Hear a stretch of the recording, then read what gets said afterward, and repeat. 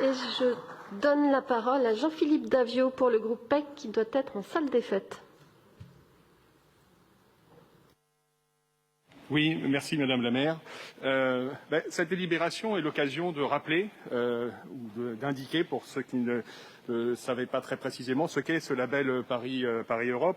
Ce label, c'est un appel à projet visant à renforcer la citoyenneté et la solidarité européenne, à favoriser le sentiment d'appartenance à l'Union européenne et une meilleure compréhension des enjeux de la construction européenne. Il est ouvert, et c'est assez notable, aux associations, collectifs d'associations, fondations, universités, lycées et même collèges et même écoles élémentaires depuis quelques années grâce au souhait qui s'est concrétisé de notre collègue Hermano Sanchez. Ces projets qui, pour être éligibles, doivent évidemment présenter un intérêt pour les Parisiens, ainsi qu'une dimension européenne, ça va de soi, en impliquant un ou plusieurs pays européens.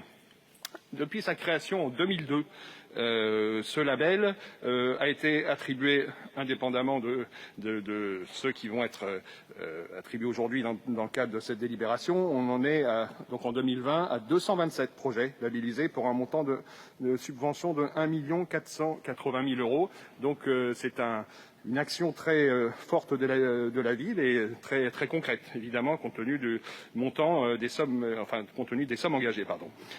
Aujourd'hui, par cette subvention, il s'agit donc de labelliser 19 projets qui recevront entre 2 000 et 5 000 € pour une dotation totale de 80 000 € qui est le montant alloué chaque année pour ce label Paris Europe. Ce label, et c'est en cela qu'il est assez intéressant, illustre très bien l'action très forte de la ville de Paris pour rendre l'Europe plus proche, plus concrète pour les Parisiennes et les Parisiens. Et cette action voulue par la maire de Paris s'est sérieusement accentuée depuis 2014. Et ce label fait partie des multiples actions. On a vu monter en puissance vraiment depuis quelques années ces actions déployées par Hermano Sanchez et grâce à la création des élus référents dans les arrondissements, également donc dans les arrondissements depuis ces dernières années, afin de rendre l'action de l'Europe plus concrète.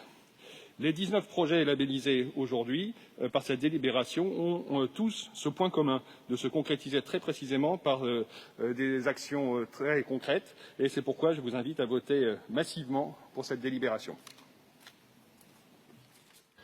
Je vous remercie.